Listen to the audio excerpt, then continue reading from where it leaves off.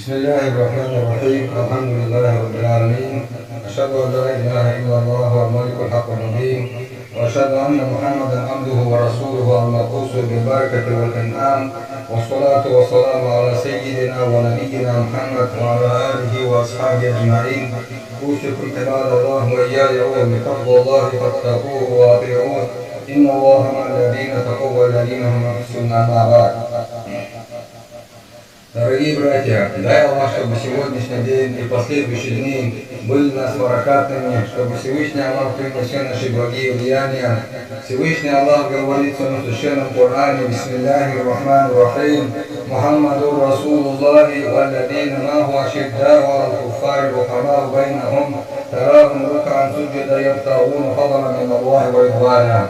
Всевышний Аллах говорит в своем священном Коране: Мухаммад, посланник Аллаха, а те, которые были с ним, то есть сподвижники нашего пророка, и описывая сподвижников нашего пророка, Всевышний Аллах говорит, что они были милостивы между собой и суровые к врагам.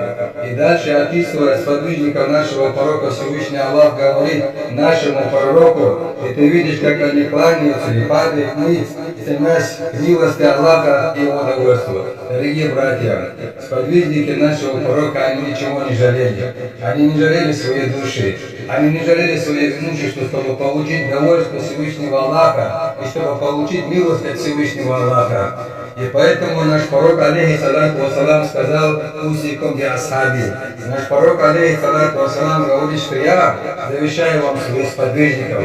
То есть наш пророк, алейхиссалату вассалам, говорит нам, чтобы мы брали пример сподвижников, и чтобы мы старались быть похожими на них, на сподвижников нашего пророка, алейхиссалату вассалам. И, дорогие братья, сегодня я бы хотел поговорить о легендарном воине ислама, который был сподвижником нашего пророка, про которого наш пророк, алейхиссалату вассалам, сказал: «Кам мин аш'аз ахдар фи имрейн ла ю'балаху ва аксама ала Аллах ла барраху мин албарак намали». То есть наш пророк, алейхиссалату вассалам, говорит: сколько же нерасчесанных, запыленных, одетых в ветхие одежды, которые обгоняют люди, но когда они клянутся Всевышним Аллахом, то Всевышний Аллах исполняет их клятву. И одним из них является Барак бин Малик. То есть Барак бин Малик, великий сподвижник нашего пророка, великий воин ислама. Барак бин Малик — это тот сподвижник, когда он клялся Всевышним Аллахом, Всевышний Аллах исполнял его клятву. Дорогие братья, а что такое, когда клянется он Всевышним Аллахом, то Всевышний Аллах исполняет его клятву? Дорогие братья, Всевышний Аллах любит своего раба. Всевышний Аллах любит своего раба, и когда он клянется Аллахом, когда он говорит: «О Всевышний Аллах, я клянусь тобой, что завтра пойдет дождь», из-за того, что Аллах любит этого раба, Всевышний Аллах на следующий день посылает дождь. И когда этот раб говорит: «О Всевышний Аллах, я клянусь тобой, что завтра произойдет коза, завтра случится это и это», Всевышний Аллах из-за того, что любит этого своего раба, на следующий день делает то, что он сказал, то есть чем он поклялся. Дорогие братья, таким был Барак бин Малик. Барак бин Малик, как я сказал, был великим воином, который свою душу отдал и такую на калиматуллахи алия, который свою душу отдал, чтобы слово Всевышнего Аллаха, то есть ла илаха илlallah, превыше всего. И, дорогие братья, Барак бин Малик, он не был крупного телосложения, он наоборот был низким, он был худым. ولكنه مع ذلك قتل 100 من المشركين مبارزة نحن وأعدائنا الذين قتلوا في غمار المعارك مع المحاربين. Несмотря на то, что он был худым, несмотря на то, что он был низкого роста, в одной из битв Барак бин Малик в личном поединке убил 100 неверных, дорогие братья. Личный поединок — это поединок Ал-Мубарага. То есть, когда встречаются два войска, с этой стороны и с другой стороны выходят самые сильные воины, и они устраивают поединок один на один. И в этом личном поединке Барак бин Малик в одной из битв убил 100 неверных. Это несмотря на тех, которые он убил после того, как началась вот эта вот битва. إنه الكبير باسل المقدام الذي كتب الفاروق بشأن أعماله في الآفاق الله يولوه على جيش من جيوش المسلمين خوفا من أن يهلكوا بإقدامه.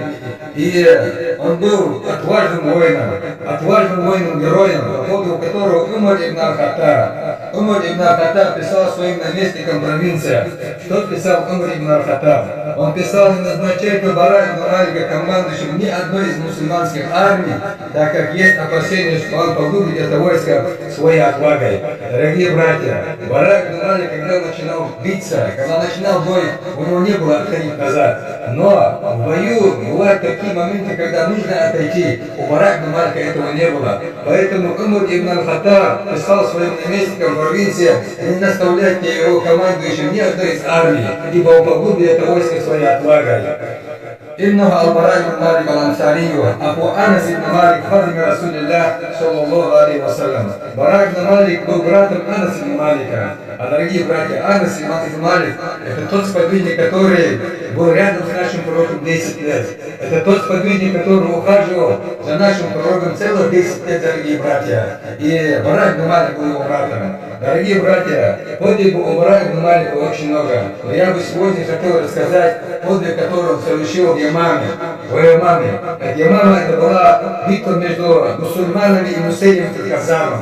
Мусейлим аль-Каззаб — лжепророк, который объявил себя пророком. И, дорогие братья, после того, как не стало нашего пророка, когда как умер наш пророк, алейхиссалату вассалам, все племена, которые были вокруг Таифа, Мекки, Медины, люди, которые были в Таифе, Мекке, Медине, остались в религии. А остальные все племена, они отвлеклись от религии. Они стали вероотступниками. И когда Абу Бакр Сиддик был избран халифом, что сделал Абу Бакр Сиддик? Самад Сиддик ва ридван Аллах алейхи лихади аль-фитнати мудаммира каламьяи самуд аль-джибали ар-расияти ваджахдат мин аль-махаджим аль-ансари ахада ашира джейша. Правдивый Абу Бакр Сиддик стал несокрушимым на пути этой разрушительной и слепой смуты. Он стал против этой смуты, подобно крепким горам. И что он сделал? Он собрал войско из ансаров и мухаджиринов, разделил это войско на 11 частей и направил по своим направлениям. وكان أقوى المرتدين بأسا وأكثرهم عددا أبو حنيفة أصحاب مسيلمة الكذاب. Но самое крепкое, самое многочисленное и упорное было войско Мусейлима, то есть этот лжепророк собрал возле себя 40-тысячную армию. И каждый из них он был готов отдать свою душу ради этого Мусейлима. Но, дорогие братья, وكان أكثر هؤلاء قد اتبعوا أسابيع له لا إيمان به. Но большинство его последователей, они последовали за ним из-за того, что они верили, что он являлся пророком. Они последовали за ним из-за своего националистического фанатизма. وكان بعضهم يقول أشهد أن مسيلمة كذاب ومحمد صادق. И многие из них говорили, что я свидетельствую, что Мусейлим является лжецом, а Мухаммад правдивый. Но они дальше говорили: лакин казаба радиата ахаббу илейна мин фадик аль-мудар. Но они говорили: лжец из моего племени для меня более предпочтительнее, чем Мухаммад, который является из другого племени. Дорогие братья, وحضن مسيلمة أول جيش خرج إليه من جيوش المسلمين بقيادة إكرمة بن أبي جهل. Войска Мусейлима, то есть войска Мусейлима аль-Каззаба, нанесли поражение первой из армий мусульман, которые выступили против него под командованием Икрима бин Аби Джахля. То есть первая битва между войском Мусейлима и мусульманами, где Мусейлима аль-Каззаб, это лжепророк одержал победу. Мусульмане проиграли, и мусульмане вынуждены были отступить. И после этого правдивый Абу Бакр Сиддик он посылает вторую армию, войско, которое было под командованием Халид ибн аль-Валида. То есть, дорогие братья, мы все знаем, кто такой был Халид ибн аль-Валид. Халид ибн аль-Валид — это тот сподвижник, для которого наш пророк, алейхиссалату вассалам, сказал: «Анта сейфун мин суйфилля», что ты являешься мечом Аллаха. И под командованием этого меча Аллаха, то есть Халид ибн аль-Валида, войско мусульман выдвинулось. والتقى الجيشان على أرض اليمامة في نجد. И эти два войска встретились в землях Ямамы в Неджде. فما هو إلا قليل حتى رجعت كفة مسيلمة وأصحابه وزلت الأرض تحت أقدام جنود المسلمين. И не прошло много времени, когда чаще весов склонил в сторону Мусейлимы, и как почва под ногами мусульман содрогнулась, и мусульмане начали отступать. Мусейлим аль-Каззаб, этот лжепророк со своим войском начали наступать. И они дошли до того, что они дошли до палатки Халид ибн аль-Валида. Они повалили эту палатку, и они чуть ли не убили жену Халид ибн аль-Валида, если бы ни один из мусульман не спас ее. وعند ذلك شعر المسلمين بالخطر الداهم.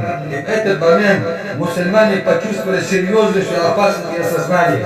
и осознали, что если они потерпят еще раз поражение, то ислам прекратит свое существование. Тогда почему? Потому что Всевышнему Аллаху не будут поклоняться после этого.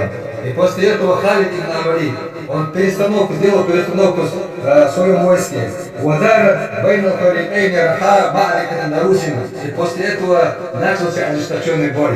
Начался ожесточенный бой между войском Мусайлима Казаба и войском Халида ибн Валида мусульманами. Воины Мусайлима проявляли чудеса храбрости на поле боя и стояли насмерть, подобно несокрушимым горам, несмотря на свои потери. Дорогие братья, и что сделали мусульмане? Мусульмане, в свою очередь, совершили столько блестящих подвигов, что можно было бы написать одну из самых исторических эпопей. Какие подвиги совершили мусульмане, дорогие братья? Вахада Сабит ибн Кайс, Хамид Луар Ансар, Сабит ибн Кайс, знаменосец Ансар, что он сделал? Ятахаммад, вайтакафан, ваяктуру навси кафратан, он бальзамировал себя, он одел сало, то есть он приготовился к смерти, он закопал себя по колено в землю, чтобы не отступить, и он сражался, защищая знамя ислама, пока он не был убит, дорогие братья. وهذا زيد بن الخطاب أخو عمر بن الخطاب رضي الله عنهما ينادي في المسلمين. Зейд ибн аль-Хаттаб, родной брат Умар ибн аль-Хаттаба, он обратился к мусульманам и сказал: «О люди, стисните зубы и крушите врага, идите вперед, не отступая. О люди, клянусь Аллахом». Он поклялся Аллахом и сказал: «Я не произнесу ни одного слова, пока не будет сокрушен Мусайлима, и я не встречусь со Всевышним Аллахом». Он ринулся в бой, он сражался, он не произнес ни одного слова, пока не был убит. Дорогие братья, в этой битве участвовал Абдуллах ибн Умар, сын Умара ибн аль-Хаттаба. Когда эта битва закончилась и мусульмане вернулись обратно домой, Умар ибн аль-Хаттаб сказал своему сыну Абдуллах ибн Умару, он сказал: «Разве тебе не стыдно? Разве тебе не стыдно возвращаться ко мне живым, когда как его дядю убили?» И тогда что сказал Абдуллах ибн Умар? Абдуллах ибн Умар сказал своему отцу: «Отец, мой дядя Зейд ибн аль-Хаттаб искал смерть шахида, то есть смерть на поле битвы ради Всевышнего Аллаха. Я тоже искал эту смерть шахида, смерть на поле битвы ради Всевышнего Аллаха. Но он, мой отец, сказал он, Всевышний Аллах даровал эту смерть моему дяде, а не мне. Разве ты будешь меня упрекать в том, что Всевышний Аллах ему даровал, а мне нет?» Вот такие слова произнес Абдуллах ибн Умар. وهذا سالم مولى أبي حذيفة سالم مولى أبي حذيفة يحمل راية المهاجرين. Он был знаменосцем мухаджиринов. К нему подошли мусульмане и сказали ему: «Мы считаем твою сторону слабой, мы боимся, что со своей стороны к нам проникнет враг». И что он сказал? И он сказал, Сялим сказал: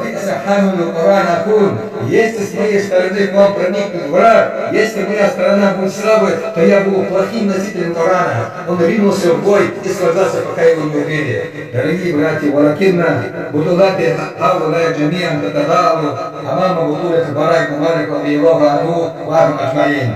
Однако все вот эти вот подвиги меркнут перед героизмом и подвигом Барай ибн Малика Ансари, да будет доволен им и всеми ими Аллах. Дорогие братья, в этой битве Халид ибн Валид подошел к Барай ибн Малику и сказал: «Илей меня потом Ансар, иди к Ансарам, он из Ансаров». И Барай ибн Малик, он подошел к Ансарам, فالتفت Барай إلى قومه وقال: «يا معشر الأنصار لا يكفرن أحد منكم بالرجوع إلى المدينة فلا مدينة لكم بعد اليوم».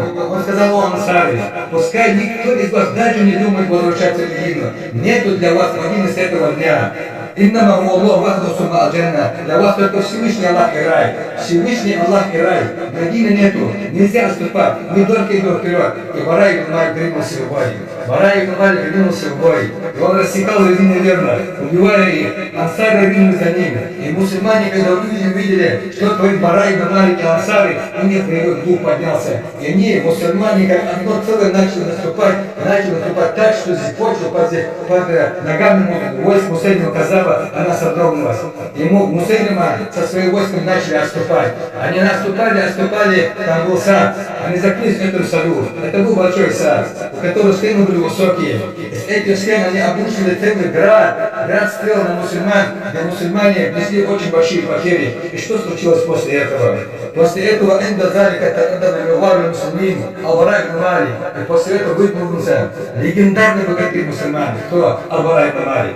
Бара ибн Малик выдвинулся и сказал: «Я ом, дауни аля тусил варфау тубса аля рима, сумма кзифуни иля хадикати карибан мин бабиха, фейма усташара, фейма афтаха лакум баб». Он обратился к людям и сказал: «О люди, положите меня на щит и поднимите его вверх на копьях, а затем бросьте меня в сад через стену вблизи ворот». Они подняли его.